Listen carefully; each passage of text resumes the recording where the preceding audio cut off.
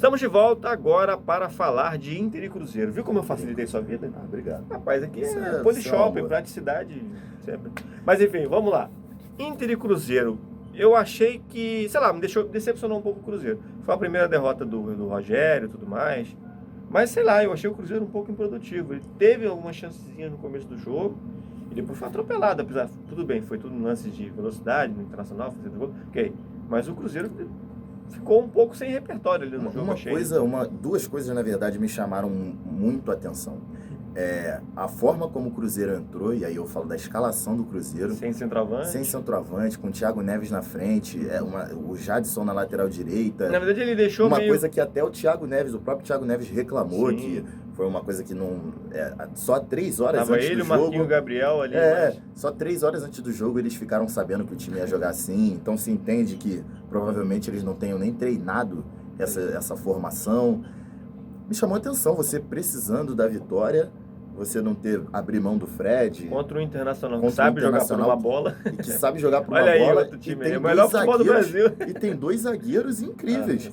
A gente não pode esquecer que a zaga deles é feita de Vitor Costa e Moledo, que estão jogando muita bola. Ficaram há pouco tempo, eles estavam aqui em 500 minutos sem tomar um gol. Até tomar o gol do Bruno Henrique. Do Gabigol, na verdade. Bruno Henrique. Ah, não foi do Bruno Henrique, primeiro do Bruno Henrique. Então, assim, eu não entendi muito bem essa escalação do Cruzeiro. E a segunda coisa que eu não entendi também, a zaga do Cruzeiro parecia que estava cansada ou não estava querendo o jogo. O Dedé começou sentindo, né? Porque ele teve uma dividida no começo do jogo. O segundo gol é coisa de pelada, foi um golaço do Guerreiro. Não é qualquer um que pega aquela bola daquele jeito. Sim, bateu muito bem. Né? Mas até se espera isso de um jogador do quilate do Guerreiro livre. Que eu já critiquei muito aqui quando a gente fazia podcast aqui. Quando se fazia podcast, já tu não gostava muito dele, né? Não é que eu não gostava. Eu achava um jogador que, custo-benefício, fazia pouco gol.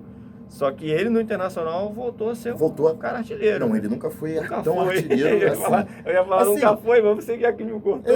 Nunca foi, mas tá sendo agora. No Flamengo, ele foi mais artilheiro do que as últimas as passagens dele mais antigas. O que parece é que o Guerreiro a cada dia começa a fazer mais gols.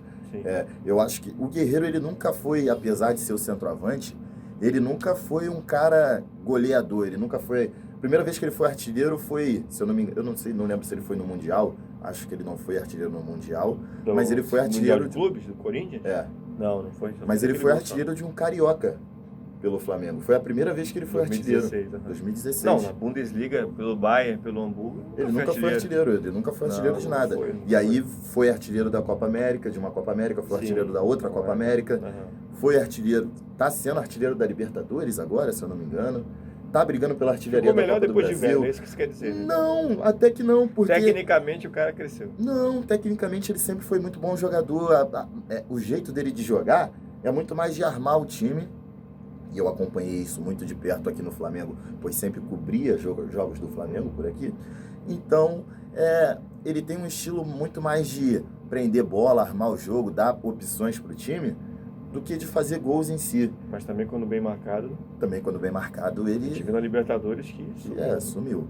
Mas, e exatamente a gente volta para o jogo nessa parte, onde o Cruzeiro parecia que tinha preguiça de marcar. Deixa eu só fazer uma pequena crítica aqui ao Odair Helman. Porque que acontece? A gente tem vários elogios em relação ao Odair Helman. A gente entende que é um treinador novo, que está começando agora, que tudo bem, o Internacional não tem um time horroroso, mas também não tem lá o elenco mais recheado de opções que do futebol brasileiro, está longe disso. Só que a questão é uma só. Eu acho que para a Libertadores, o Odair Helman montou um time muito pesado, com Rafael Sobis, D'Alessandro e Guerreiro. Ele tirou o Nico Lopes porque o Nico Lopes ficou tempo sem fazer gol. E o Nico Lopes participa muito do jogo e sempre tá jogando bem. Mas o Nico Lopes não estava tão bem, né? A questão, eu discordo.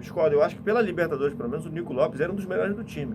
Ele resolveu sacar o cara porque ele não estava fazendo gol, porque ele estava jogando numa linha próxima, ele não marca.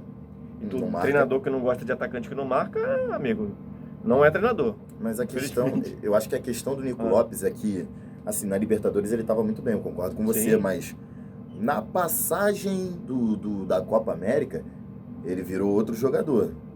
Nas oitavas de final ele já não estava tão bem da Libertadores. Mas aí você tira o Nico Lopes para colocar o Rafael Sobis. Com todo respeito ao Rafael Sobis, mas já passou do grande fase. O Sobis hoje não é titular de time nenhum, mas gente. É um cara que é brigador, que chuta. Sim. Eu até concordo com você que eu entraria nesse jogo contra o Flamengo, no segundo jogo, dentro de casa, precisando da vitória, com pelo menos mais um atacante. Mas eu não sei se ele fez dessa forma. Mas é que eu discordo de você. Porque o Nico Lopes, ele estava sendo produtivo pro time, ele estava dando assistência e tudo mais. Você retirar o Nico Lopes do time para você tentar acrescentar um atacante para que ele ajude na recomposição, no meu modo, minha concepção de ver futebol, ok, pode parecer antiga para alguns, mas eu acho que futebol se joga assim. Você mudar o estilo do atacante para o atacante ajudar na recomposição é muito pouco. E no Maracanã ficou devendo por isso. Não tinha repertório. Quando resolveu ter repertório com o Nico Lopes, o jogo já estava acabando com 2-0. Mas a questão... Mas o primeiro gol do Flamengo só sai... Na Libertadores. Quando ele bota o Nico Lopes e o Wellington Silva. Sim. Porque aí ele começa a sair... Começa a isso tentar... no segundo jogo. No primeiro jogo. No primeiro jogo? Então saiu o gol, 2-0. Não, o primeiro tá falando oportunidades que tem que passar.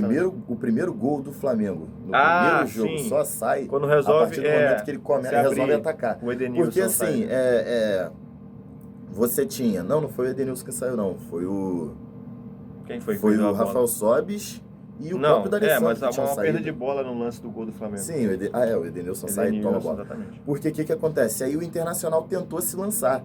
Enquanto o Internacional não estava se lançando ao ataque, eles também estavam administrando e não sofreram muita coisa. Mas é aí que eu falo, o treinador tem que saber, com a sua capacidade tática, né, e até mesmo de conduzir mesmo a equipe, ele tem que saber o momento certo dele conseguir destranchar o time entre a defesa e o ataque. Se ele está atacando pouco, ele tem que saber como fazer aquilo ali surgir sem necessariamente expor o time, né? Eu acho que ainda está faltando esse meio termo que, claro, eu repito, o Odair Helman está ganhando experiência, né? Tanto que ele demonstrou na Copa do Brasil que você fazer 2 vitórias sobre o Cruzeiro, uma em Minas e outra de 3-0 em casa, não é para qualquer um. Não é qualquer treinador que, por mais que o Cruzeiro não esteja nas mil maravilhas, a gente sabe disso. Mas não é para qualquer um. Acho que o Rogério Ceni tem ajudado muito também. Eu boto muito dessa primeiro vitória. Derrota dele, né? Dessa vitória. Mas eu boto muito dessa vitória do jeito que foi em cima do Cruzeiro. A gente viu um Cruzeiro muito desorganizado. De verdade, o Cruzeiro chegou um momento que os próprios jogadores pareciam que, do jeito que tá aqui, a gente não vai conseguir depois nada. Depois do 1-0 do Guerreiro, realmente foi mais complicado. O segundo gol foi o terceiro mesmo também. Sem seu... Aliás, mesmo não. Mais ainda pelo fato de não ter gol fora, né? Sim, e olha, o terceiro gol do Internacional... Desanimou depois. Mas o terceiro gol do Internacional é outro gol que você vê que a zaga meio que... Não vou correr muito pra ir lá. Não, já não tinha mais zaga, né? Porque o Dedé tinha saído, ele botou Ariel Cabral, que é um volante, recuou o Henrique para ser zagueiro. Enfim, aquela famosa bagunça de quem tá desesperado, né? E parece que a maneira que o Rogério Ceni montou o time, é claro que essas coisas não vêm só daquele momento ali. Não, sim. Mas... pelo menos está sendo um estopim para uma crise lá dentro. Não, essa crise já existe há muito tempo. O Rogério Ceni e o Thiago Neves... Não, apesar o Rogério Ceni e o Thiago Neves... Porque o Thiago Neves, não sei se você acompanhou, mas fez... Não vou dizer que foram duras críticas, mas críticas veladas ao técnico. Ele falou de... Isso é normal, né, do futebol, isso? Olha, já vi várias vezes, nossa. O próprio Rogério Ceni já vi várias vezes no São Paulo criticando o treinador do São Paulo. Mas é que tá o Rogério Ceni. Quando ele era goleiro. O Rogério Ceni, ele tinha muita moral no São Paulo e ele fazia isso de verdade, mas nem porque ele fazia isso era a coisa certa a se fazer. Mas quando o cara é boleiro, ele não tem aquela manha de saber como lidar com isso aí. Thiago, vamos conversar, né? Eu joguei bola igual você, joguei bola contra você, amigo. Mas você acha que o Rogério Ceni tem essa manha, vamos dizer assim, de fazer acho que já deveria ter, porque eu acho são o quê? 2 anos e meio como treinador? Mas eu não sei, não é a visão que eu tenho do Rogério Ceni desde o tempo de São Paulo. Porque é até o que a gente pode voltar ao Renato Gaúcho e o jeito dele de ser, de falar. Porque foi a primeira derrota do Rogério Ceni. Sim, mas o Renato Gaúcho é um cara mais bonito. Eu não tô nem falando de derrota. Sim. Eu não tô falando de campo e bola, eu tô falando de relacionamento. O Rogério Ceni sempre foi um cara difícil de relacionamento. Você acha? Sempre foi. Vi tantos Dentro elogios. do São Paulo, tantos ele elogios. sempre foi. Rogério Ceni, assim, o que mais dizem é que o Rogério Ceni tirava alguns técnicos. Isso na época de Ney Franco. O Ney Franco, ele era o treinador praticamente. Foi queimado pelo Rogério Ceni. Quem lembra dessa época sabe disso. Sim, então eu não sei se no momento ele está sofrendo algo desse tipo. Mas o Thiago Neves, mas aí que eu falo, o fato dele ter vivido isso no campo deve dar uma ajuda para Ney. Caraca, eu já passei por isso, né? Mas será que ajuda? Ajuda. Ajuda. Para saber, a gente tem que ver a maioria dos treinadores de futebol são ex-jogadores. Os bons. Sim, mas aí vai de uma coisa de você saber conversar.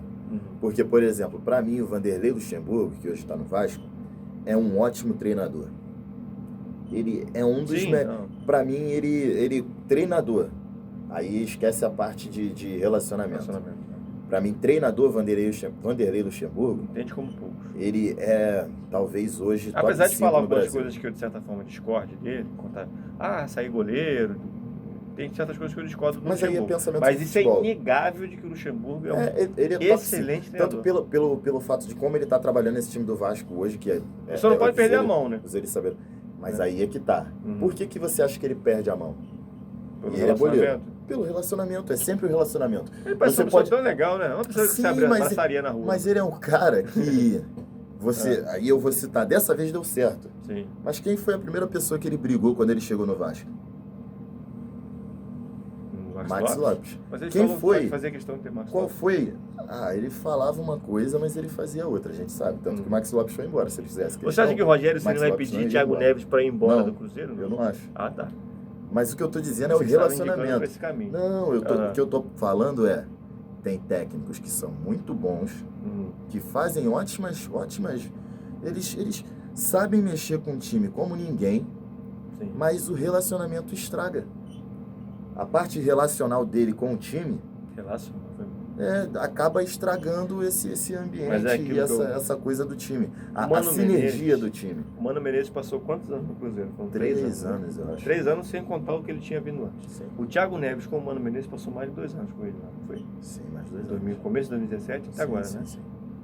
Você acha que, de alguma forma, a saída do Mano Menezes não foi bem digerida pelos jogadores do Cruzeiro? Eu acho que o Mano Menezes, assim, já estava também queimado com os jogadores do Cruzeiro. Mas você sabe que geralmente quando o novo treinador... Com as principais, ali o Fred, alguns jogadores pilares ali desse Cruzeiro... Mas vale você lembrar... Mas vale lembrar... Sei lá, pode ser. Mas vale você lembrar... Vale você lembrar aqui... Pensando aqui...